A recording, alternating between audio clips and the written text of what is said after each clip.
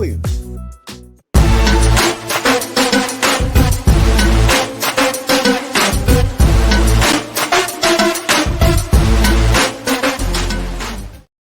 Hey everybody, welcome to HBCU Original.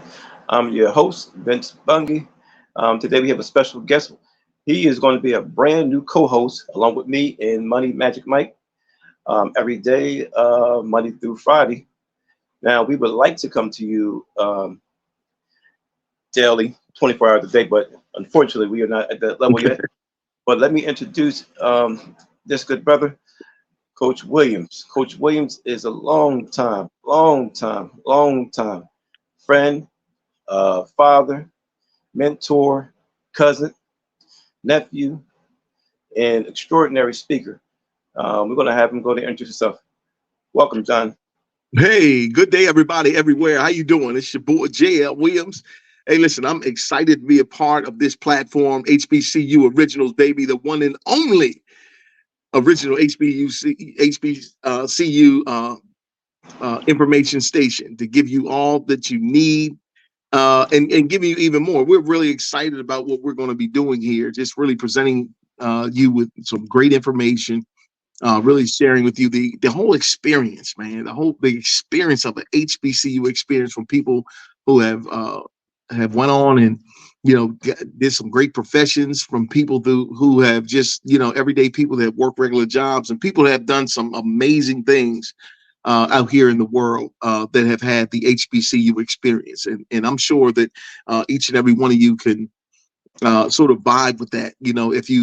If you've ever been on an HBCU campus, you can just feel the energy. The vibe is so different. It's alive. It's strong. It's just captivating. It's all the above. And so we're really excited to be able to present to you some really strong information and just really getting people excited about this whole platform, what we'll be able to do.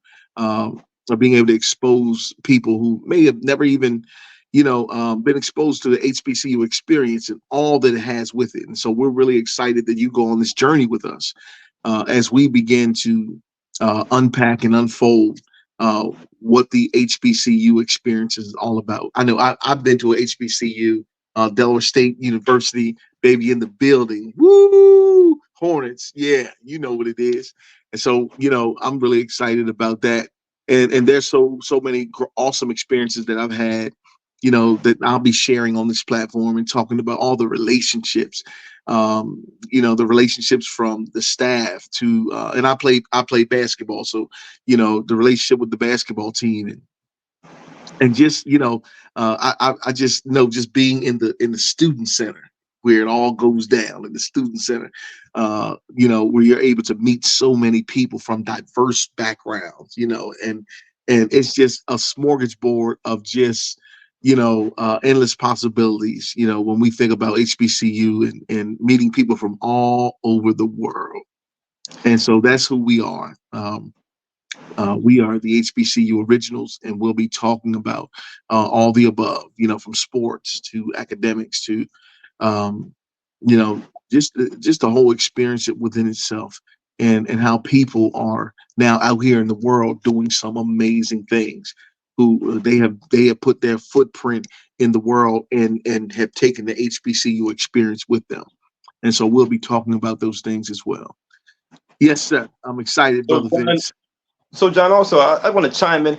Now, let me ask you a question. Okay. As the climate of today's tone is set with all the distractions going around, one of the problems that I see is the declining enrollment for HBCUs. A lot of students are not encouraged. A lot of students, like you said, don't even know about HBCUs and what need to be introduced. So what ways do you feel that we could do to kind of galvanize the young men and women who are coming out of high school or even coming out of junior colleges, or people that might want to transfer from other universities to come to HBCUs to get experience and get a wholesome education and also just be enlightened? Yeah, you know what, man? I think that, having the alumni of HBCUs, be able to have a platform to really talk about their experiences. And I think this platform gives that opportunity for them to actually share those experiences. I always believe the old adage that, facts tell, but stories sell. It's being able to Mm, tell the stories and how those stories have shaped the people that are out here doing some amazing things. When I think about, you know, one of the people that come when I think about that, one of the people that comes to mind is, Dr. Tony Allen. Dr. Tony Allen's the president of Delaware State University. Him and I went to William Penn High School together, and you know, knowing the humble beginnings that he's come from, and now looking at his ascension and things that he has done, uh, and how he is really changing the whole trajectory of Delaware State University, and him being able to share and give his experiences and what it has done for him. And so I'm really excited about that, and all the things that he has done as far as the expansion of the campus and the different opportunities that have made themselves available as a result of his vision. I'm really, and not only that, but I think going on tours, going on HBCU tours for kids, for them actually getting a bird's eye view of the experience, and then talking to freshmen, sophomores, seniors, juniors, and being able to have platforms where those children are able to share their experiences and how these experiences at HBCUs are shaping their world and shaping their narrative, and how they actually are looking at the world today because of the experience they've had with HBCU. So those are just a few different things that we can begin to do. And then we have, principals. We have so many professionals that are out here, that are doing some great things that graduated from HBCU. When I think about Dr. Michelle Taylor of United Way of Delaware, and her going to an HBCU, and then looking at now she's the CEO of United Way, and what experience. And I can't wait to have her on here and be able to share her experiences, and how those experiences have shaped her outlook on the world, and now how she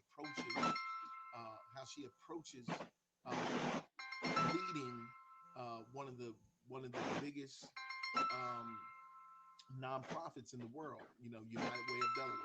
And so she's doing some amazing things. And so I'm really excited about having her on and being able to share her testimony.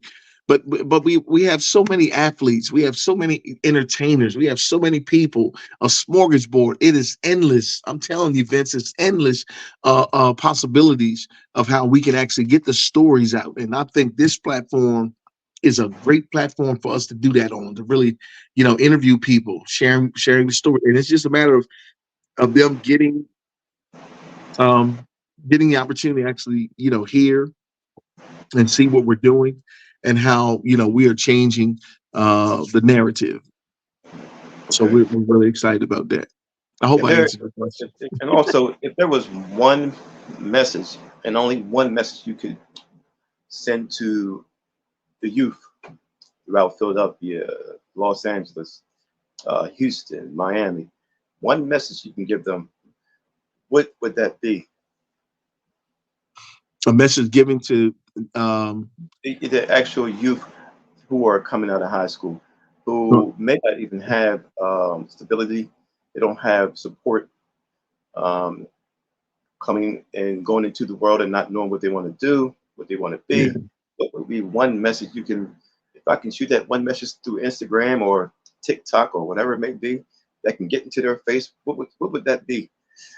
One of the things I would tell kids, to keep an open mind. um Open mind. keep an open mind, about, what the possibilities are for you. Whatever happened to somebody else, that may not be your story. And so when you keep your mind open, you you keep the possibilities of those things, that you desire to come to you, to manifest and to happen.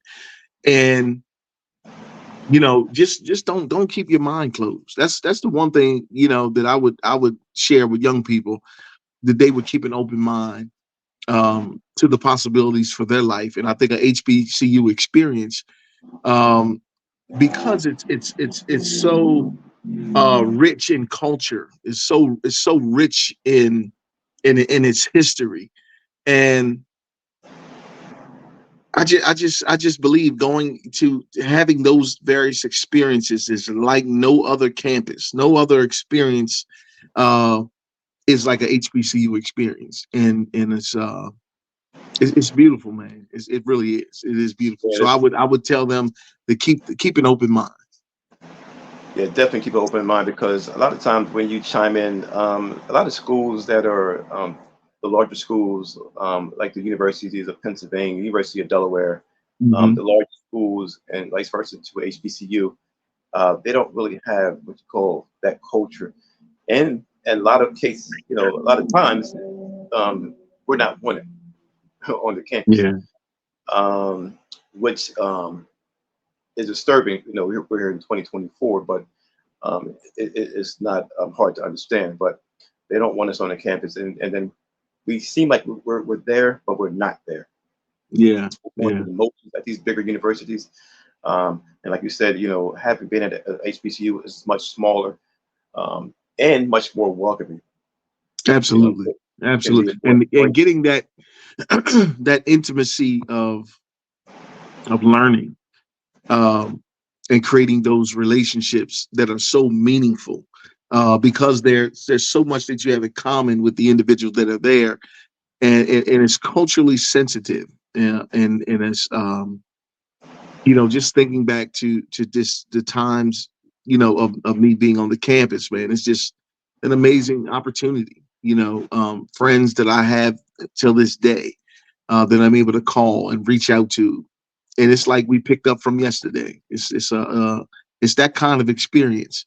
And I think HBCU um, is set aside in that aspect, of being able to have those rich cultural connections, that give you, um, the experience that I don't think you get on any other campus.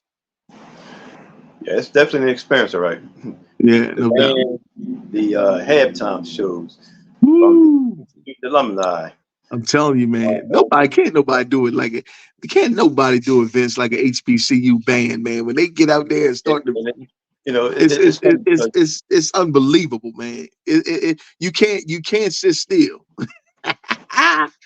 yeah, I've experienced being at a large university and then Mhm. transferring to a HBCU, so I even understand it, and that's the insight I can give other people. Like, being at University of California and then had to leave there and come to a smaller university like Boise State was a shell shock. So I Mhm. definitely understand. But Yeah, God put you on paths, you know, that it's not for yours. It's for Him. that's right. So you take that path and it worked out well. So Yeah, man. Yeah, uh, you know, blessing. I, you know, I had made a choice to go play professional basketball. I went overseas. Um, that was my choice. That was some things that I wanted to do with my life at that particular time. And so I didn't have I didn't graduate. I didn't have the whole experience like that. But I had enough, I believe, that really shaped me to the degree that I felt like that I was able to maneuver no matter what space that I may found myself that I found myself in. I was able to I was able to adapt to whatever was thrown my way. And I think HBCU gave me that kind of experience, because it opened me up. I got to know who I was a little more. And then I got to see some of the things that I knew I needed to work on. And so it gave me those kinds of experiences. And like I said, the lifetime rich relationships that I have, uh, to this day, that I can call on any of my brothers, all the brothers I played ball with, all that. I mean, just people in general, and guys that were mentors of mine, that are still great friends of mine today. And so those kinds of experiences, I think their home the culture, um, of that sort of brings that whole um, that whole vibe together is just found in that on the HBCU campus. I just, it's just my take on it. Well, that that was very encouraging. I think that our listeners and viewers will be enthused. Going forward, like you said, for the audience, John will be on board. You'll see him a lot. You may even see him by himself. Yeah. So, welcome, John. Welcome to. Hey man, thank you so much for the opportunity And, to be here, and I'm really looking to impact, empower, and transform the lives of young people all over the world, and hoping that they can grab hold of what it is that we have with the HBCU's original, and make a conscious decision for themselves, and go have that experience, man. It's like none other, no doubt. all right, that's it.